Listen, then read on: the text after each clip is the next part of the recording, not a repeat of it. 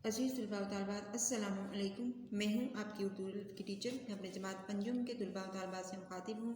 जमात पंजुम बेटा, आज के तदरीसी अमल में हम अप्रैल प्लान में शामिल सबक लाहौर की बादशाही मस्जिद की एक तो मैं उसके बारे में आपको बताऊंगी कि आपने क्या काम करना है, अपनी पढ़ाई का काम घर पे करना है। दूसरा आपको बताऊंगी कि आपने आज की जो सबक का तदरीसी अमल है उसमें हमने कॉपी पढ़ करना है। बादशाही मस्जिद के सवाल जवाब और उसका किताब का मशकी काम हमने करना है। आइए देखते हैं बादशाही मस्जिद। सबसे पहले नाम देख लें, लाहौर ये शहर का नाम है। लाहौर क्या है? शहर का नाम है, तारीखी शहर है।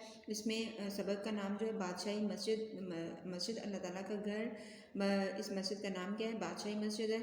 इसके जब आप इसका सबक पढ़ेंगे तो बहुत तफसील से इसकी पढ़ाई में बहुत सारी चीज़ें जो है उनका जिक्र है, जो कि आप उसी सूरत में आपको पता चलेगा जब आपने खुद पढ़ना है। और पढ़ाई आपको पता है इस आपकी होमवर्क की डायरी में शामिल है। लाहौर जो है तारीख़ी शहर है। तारीख़ के हवाले से यहाँ पे बहुत सारी अमारात, तारीख़ी अमारात हैं जो लाहौर के तारीख़ होने का सबूत हैं। यहाँ पे बहुत सारे बादशाह यके बाद दिगरे उनके सल्तनत का, उनकी बादशाहत का ये मरकज़ रहा है लाहौर। उन्होंने बहुत सारी अमारात तमीर करवाई। ख़ास तौर पे मुगलिया सल्तनत की जो तमीरात है वो लाहौर में हमें जगह जगह मिलती हैं, जिनमें मकबरा जहांगीर, शालामार बाग और इसके अलावा जो मस्जिद वज़ीर ख़ान, शाही किला, ये बादशाही मस्जिद, ये भी उन्हीं की तमीरात का सिलसिला है। बादशाही मस्जिद किसने तमीर करवाई, कब तमीर करवाई, किस ज़माने में तमीर हुई और ये कहाँ पे तमीर करवाई, इसकी तमीरात में क्या चीज़ें शामिल हैं, ये सब बातें आपके सबक में बता दी गई हैं। जब आप पढ़ाई करेंगे तो आपको मालूम हो जाएगा कि आज हम किसके बारे में पढ़ेंगे। बादशाही मस्जिद को न सिर्फ हम पाकिस्तान में अहमियत और शोहरत हासिल है, बल्कि दुनिया भर में ये अपनी तमीर के हवाले से हमारा एक कौमी विरसा भी है, हमारा एक तारीख़ी विरसा भी है। और ये हमें इनकी हिफाजत, इन तारीख़ी विरसों को हमें देखना भी चाहिए और उनकी हिफाजत भी करनी चाहिए, और हमें इन तारीख़ी विरसों के बारे में पता भी होनी चाहिए। आपको सबक पढ़ाने का, सबक में शामिल करने का मकसद यही है कि आप अपने तारीख़ी विरसे से क्या है मालूमात, उनके मुतालिक मालूमात हासिल कर सकें, आपको पता होना चाहिए। ठीक है, मैं यहाँ पे आपको सवाल जवाब करवाऊँगी। जब पढ़ाई आपके सफ़ा नंबर 24 और 25 पे मुश्तमिल है, जो आपने खुद अपने घरों में करनी है। उसमें जब आप लाहौर की बादशाही मस्जिद के मुतालिक पढ़ेंगे तो आप खुद ही बहुत सारी आपकी इसमें चीज़ें इंटरेस्टिंग और दिलचस्प होंगी, जो कि मज़ीद आपको पढ़ाई के लिए शौक़ पैदा करेंगी। सबसे पहले सवाल नंबर 1 है, बादशाही मस्जिद किस मुगल बादशाह ने तमीर करवाई? बादशाही मस्जिद औरंगज़ेब आलमगीर ने तमीर करवाई। बादशाही मस्जिद किसने तमीर करवाई? बादशाही मस्जिद औरंगज़ेब आलमगीर ने तमीर करवाई।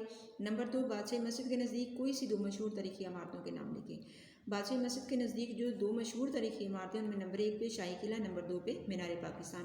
मीनार पाकिस्तान, शाही किला का तो आपको पता है, ये तो मुगलिया सल्तनत की तामीर है, और ये भी हमारे पास अजीम तारीख़ी विरसा है। बहुत खूबसूरत इमारत है, दूर दूर से दुनिया भर से सयाह जो है वो उस इमारत को देखने आते हैं।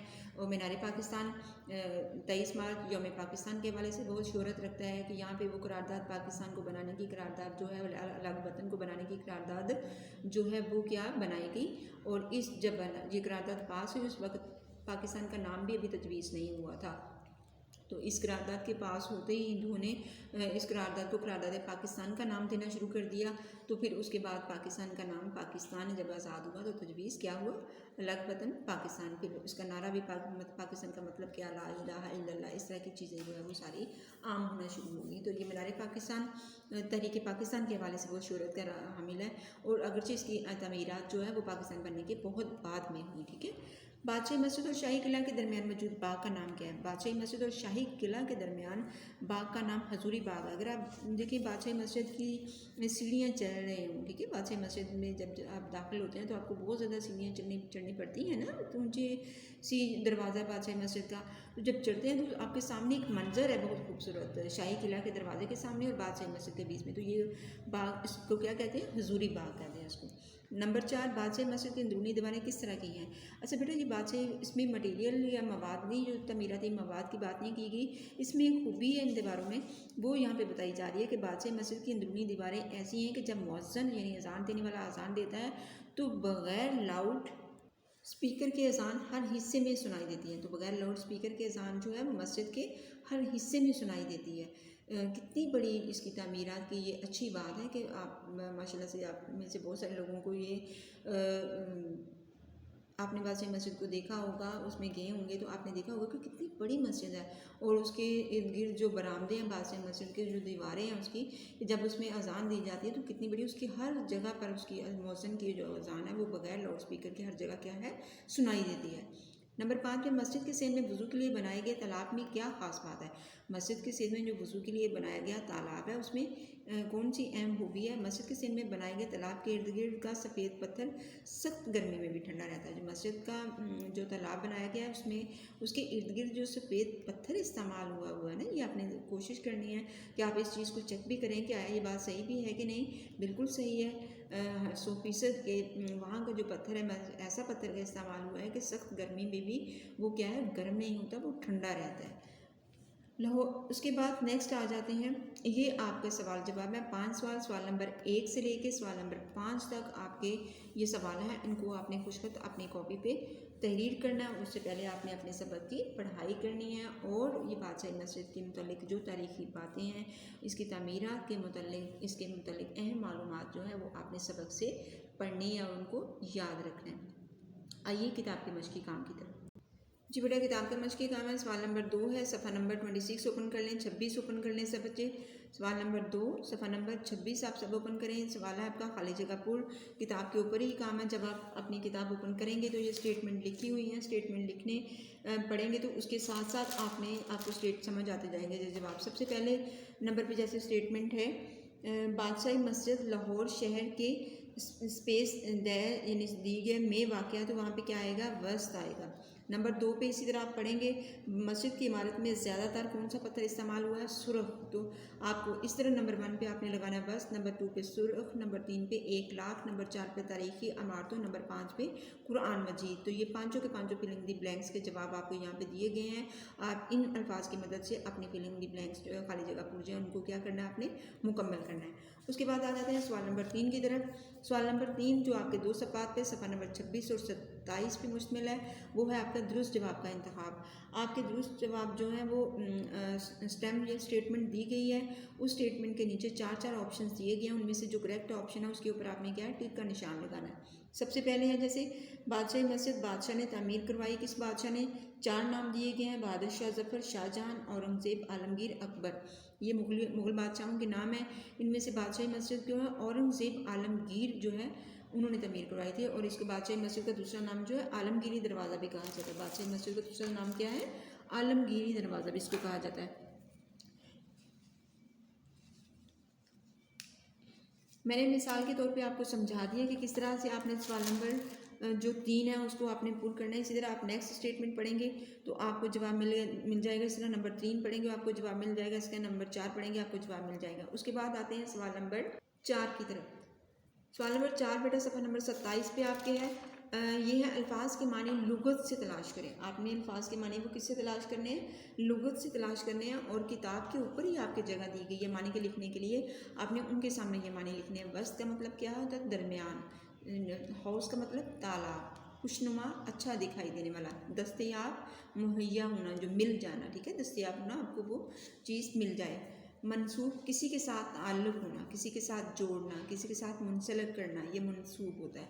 नक्स, खामी, ऐब। नक्स क्या है, खामी होता है और ऐब होता है। उसके बाद आते हैं सवाल नंबर कौन से गलत फ़िक्रात को दुरुस्त करके लिखें। ये भी आपके सफ़ा नंबर कौन सी सफ़ा पे आपके शामिल है ये सवाल आपका, ये आपका सवाल सफ़ा नंबर 27 पे है और ये सवाल नंबर आपका है 5। सवाल नंबर क्या है आपका बेटा, ये 5 है।